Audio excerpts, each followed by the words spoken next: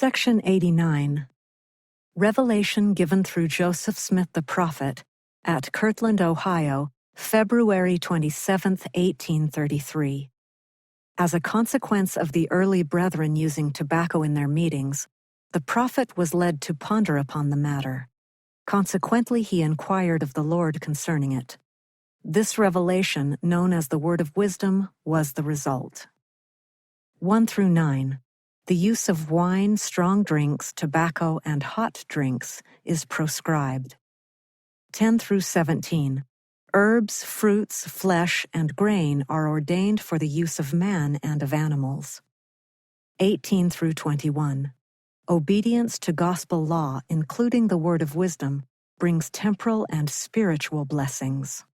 A word of wisdom, for the benefit of the council of high priests assembled in Kirtland, and the church, and also the saints in Zion, to be sent greeting, not by commandment or constraint, but by revelation and the word of wisdom, showing forth the order and will of God in the temporal salvation of all saints in the last days, given for a principle with promise, adapted to the capacity of the weak and the weakest of all saints, who are or can be called saints. Behold, verily, thus saith the Lord unto you, in consequence of evils and designs which do and will exist in the hearts of conspiring men in the last days, I have warned you and forewarn you, by giving unto you this word of wisdom, by revelation, that inasmuch as any man drinketh wine or strong drink among you, behold, it is not good, neither meet in the sight of your Father, only in assembling yourselves together to offer up your sacraments before him.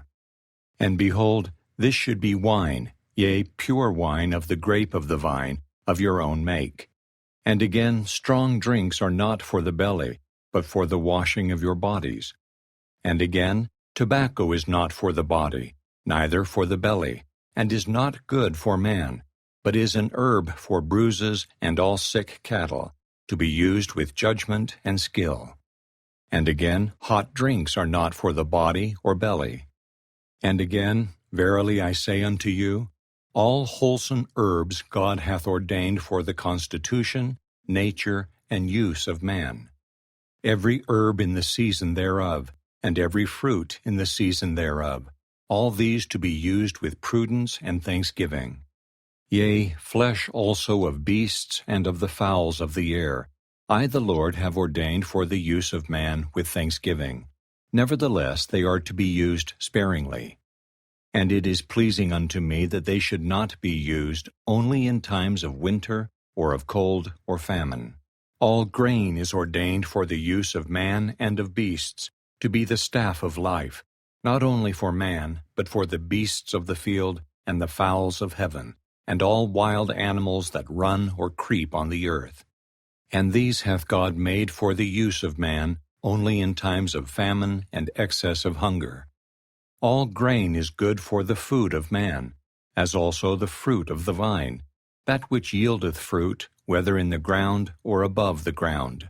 Nevertheless, wheat for man, and corn for the ox, and oats for the horse, and rye for the fowls and for swine, and for all beasts of the field, and barley for all useful animals, and for mild drinks, as also other grain.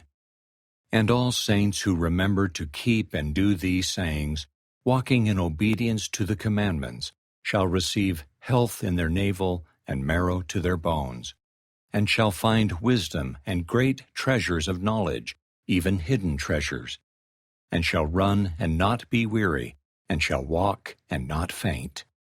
And I, the Lord, give unto them a promise, that the destroying angel shall pass by them, as the children of Israel, and not slay